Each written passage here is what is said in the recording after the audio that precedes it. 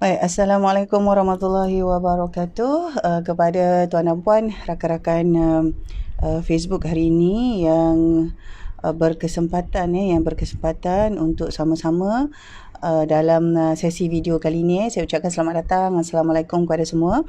Dan sekiranya tuan dan puan menonton di platform lain di channel YouTube seumpamanya, saya juga ucapkan selamat datang kepada tuan dan puan. Terima kasih kerana bersama-sama dalam sesi video kali ini. Dalam sesi video kali ini sebenarnya adalah rentetan ataupun orang kata memberi ruang kepada topik perbincangan yang ada ditanyakan ataupun apa orang kata disuarakan tentang pengurusan syarikat. Jadi untuk makluman tuan dan puan, sepanjang bulan Disember ini ada sesi di platform ABS Digital di mana kita bercakap tentang pengurusan partnership. Jadi dalam konteks pengurusan partnership ni, apabila kita bercakap tentang SME ataupun bisnes yang dibangunkan oleh individu tertentu ataupun 2-3 orang kelompok tertentu yang dibangunkan sendiri, perniagaannya dia berbeza daripada syarikat-syarikat korporat ataupun syarikat MNC secara permulaannya tu biasanya kita bermula dengan usahawan-usahawan ni akan buka syarikat bermula dengan apa yang mereka ada dan mereka bermula dengan orang-orang ataupun partner sebagai pemegang saham, sesiapa yang ada pada waktu itu untuk memulakan satu perniagaan. Jadi perbincangan kali ini saya bawakan dalam konteks itu tuan dan puan. Sekiranya tuan dan puan menguruskan syarikat bertaraf MNC ataupun syarikat yang memang bermodalkan dimodalkan dengan daripada entiti korporat, maka dia sedikit berbeza.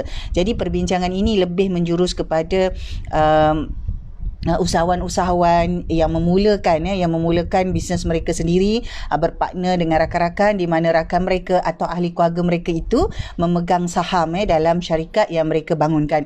Dan konteks perbincangan ini hanya merujuk kepada syarikat Sdn Bhd dan sebahagian syarikat PLT. Bergantung bagaimana cara tuan dan puan mengurus syarikat PLT. Sekiranya syarikat PLT diurus seperti Sdn Bhd, maka perbincangan dalam video kali ini adalah relevan kepada tuan dan puan. Baik, topik yang dibawa hari ini ialah siapa yang boleh melantik pengarah, ahli lembaga pengarah dalam syarikat. Itu sebenarnya persoalan yang orang kata secara asasnya apabila kita kata kita sendiri buka syarikat, kita buat satu perniagaan, kemudian perniagaan kita tu maju, kita buat satu aktiviti perniagaan, mungkin orang kata dengan menjual barang-barang atau kita membuka kedai atau kita membuka pusat-pusat pendidikan, servis-servis perkhidmatan dan kita dapati perniagaan kita itu perlu maju dan boleh dimajukan, ada potensi. Jadi kita kata kita buka sebuah syarikat. Jadi syarikat ini pula ada dua pilihan, sama ada PLT ataupun Sdn Bhd. Jadi perbincangan ini fokus kepada syarikat tuan dan puan, PLT atau Sdn Bhd sahaja. Baik. Jadi untuk itu masa kita buka syarikat itu terutama paling penting Sdn Bhd, maka company secretary akan meminta maklumat seperti siapakah nama ahli lembaga pengarah yang akan dimasukkan dalam syarikat. Jadi bermakna siapa yang boleh nak lantik pengarah ini. Yang pertama, apabila kita buka syarikat, kita perlu lantik. Jadi katalah saya ada satu perusahaan, katalah saya buka satu orang kata pusat spa dan salon kecantikan, Jadi sudah selepas beberapa satu tempoh saya dah menjalankan perniagaan, saya dapati bisnes saya itu ada potensi dan saya perlu kembangkan. Jadi untuk kembangkan itu, saya memilih untuk membuka syarikat Sdn Bhd supaya dia lebih mudah urusannya. Jadi apabila saya buka syarikat Sdn Bhd itu bermakna incorporation itu memerlukan saya melantik pengarah. Jadi orang kata situasi yang biasa adalah sekiranya saya buka syarikat Sdn Bhd, secara automatik saya akan melantik diri saya sendiri sebagai pengarahnya.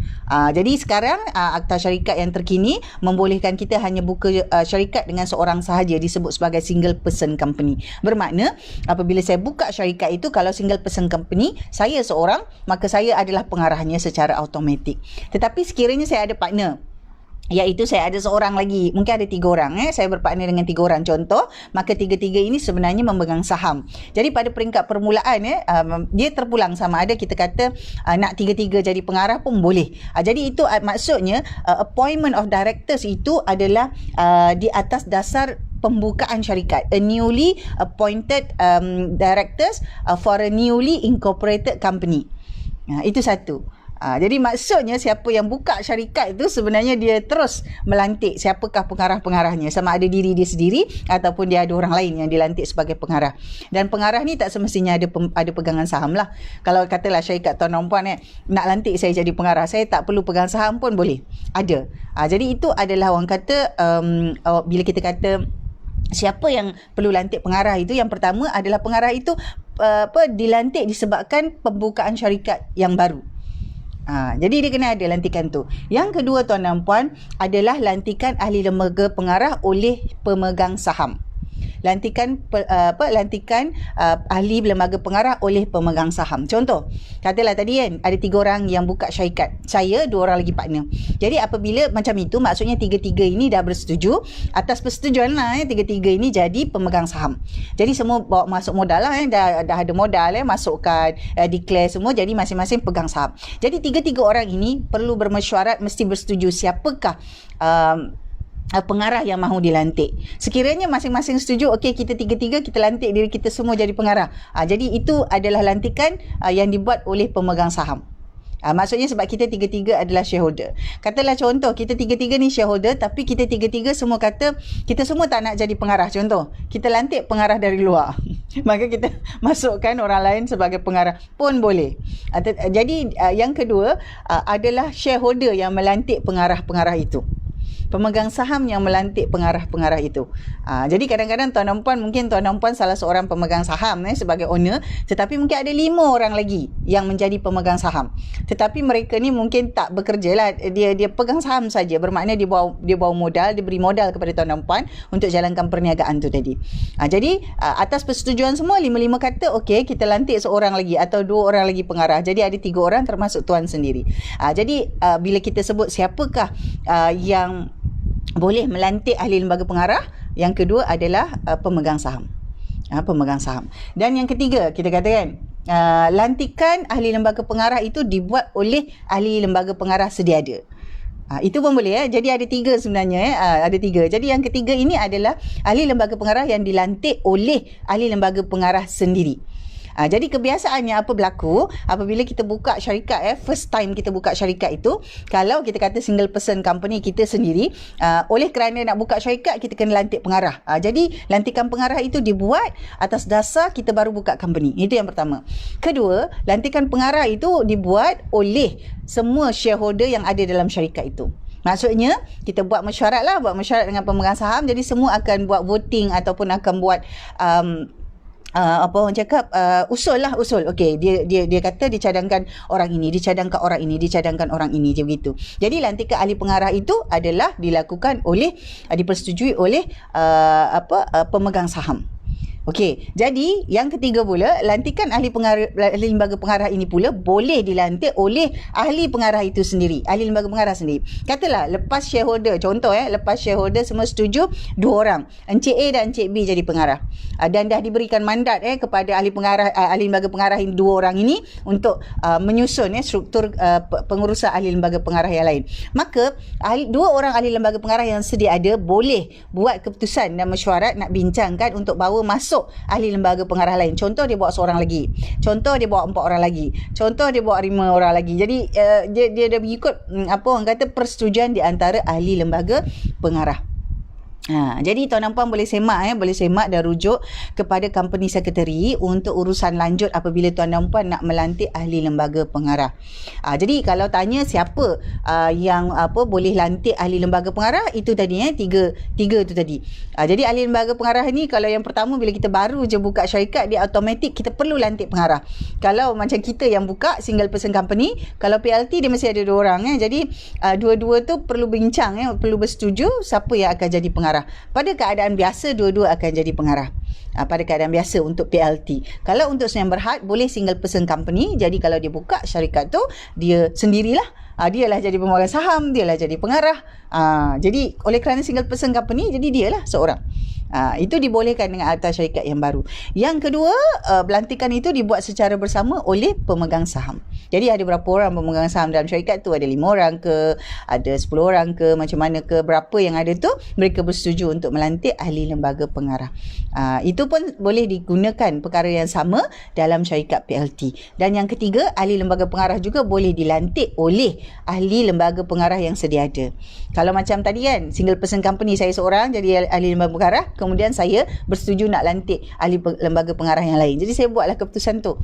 Jadi proses lantikan ataupun orang kata documentation itu semua nak menukar nama, kita kena declare, kerana nama-nama pengarah dalam syarikat Senayan Berhad kita perlu ada buat submission dalam borang declaration yang perlu kita hantar kepada, update-nya perlu dihantar ke SSM. Jadi itu tuan dan puan secara ringkas untuk video hari ini. Orang kata siapa sebenarnya yang lantik ahli lembaga pengarah. Jadi ramai juga yang bertanya, puan saya ni kita ni secara realitinya ialah kita mula bisnes 3 orang sama-sama. Jadi 3-3 jadi pemegang saham. Lepas tu 3-3 jadi pengarah. 3-3 kerja. Bekerja dalam syarikat. Yang itu adalah normal. Jadi apabila kita kata lantikan, kita sebut appointment. Lantikan. Jadi bila lantikan tuan dan puan mesti terus ada dalam kita punya fikiran bahawa lantikan itu mesti ada satu dokumen yang kita sebut sebagai surat lantikan.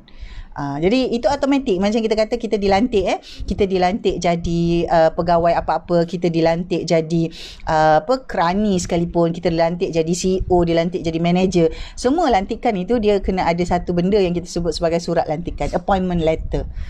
Jadi secara automatik kita kena ingat bila kita lantik boleh ditamatkan lantikan. Kalau macam pekerja, kita lantik bekerja, kita boleh tamatkan pekerjaan. Jadi pengarah ini biasanya lantikannya selama 2 tahun. Secara orang kata secara umumnya kita lihat dalam tempoh 2 tahun pengarah syarikat mampu membuat satu bentuk perubahan atau satu bentuk penambahbaikan. Kalau setahun mungkin tak cukup. Tetapi ada kes-kes di mana biasalah tuan dan puan, kita yang own syarikat tu kan, macam single person company. Ada kes-kes di mana dialah yang melantik itu dan tak ada surat lantikan dan tak ada tempoh, selamanya lah dia jadi pengarah. Jadi ini juga adalah perkara yang tuan dan puan perlu lihat semula, apakah masih relevan cara macam itu. Sekiranya kita mahu syarikat kita berkembang, syarikat kita berubah, apakah sebenarnya kita perlu bawa masuk pengarah lain dalam syarikat kita itu untuk membolehkan syarikat kita itu berkembang dengan baik. Kalau pengarah yang sama, dia macam pekerja lah tuan dan puan. Kalau pekerja tu kerja dengan kita katalah 10 tahun, 20 tahun, 30 tahun, tuan sebagai majikan apakah yang tuan dan puan lihat yang menyebabkan tuan dan puan retain dia sampai 10, 20, 30 tahun itu? Kena lihat semula. Jadi samalah macam kita bila kita lantik seorang pengarah itu biasanya dia ada tempoh, dan minimum tempoh yang biasa ada adalah untuk 2 tahun. Di mana kita percaya dalam tempoh 2 tahun itu pengarah dapat melakukan perkara-perkara yang berada dalam bidang tugas beliau. Jadi untuk itu sesi kali ini saya ringkas saja untuk kita bincangkan tentang siapa sebenarnya yang boleh melantik ahli lembaga pengarah dalam syarikat kita. Jadi ada 3 tadi jadi lantikan itu dibuat secara dia perlu automatik kita kena buat apabila kita buka syarikat. Yang kedua, lantikan itu dibuat oleh ahli lembaga pemegang saham, dan yang ketiga, lantikan itu dibuat sendiri oleh ahli lembaga pengarah yang sedia ada. Jadi untuk itu tuan dan puan, untuk perkara lanjut nanti mungkin kita akan bincang dalam video yang akan datang. Jadi untuk itu saya ucapkan terima kasih kepada tuan dan puan. Jadi ini dah 12.30 hari. Kita pun masing-masing ada banyak urusan, boleh diteruskan. Jadi semoga semua urusan kita dimudahkan dan selamat maju jaya. Dan kepada tuan dan puan yang menjadi pengarah syarikat, mohon segera semak status syarikat-syarikat yang tuan dan puan ada duduk sebagai ahli lembaga pengarah di dalamnya. Okey, jadi untuk itu tuan dan puan saya ucapkan terima kasih. Sekian, Assalamualaikum.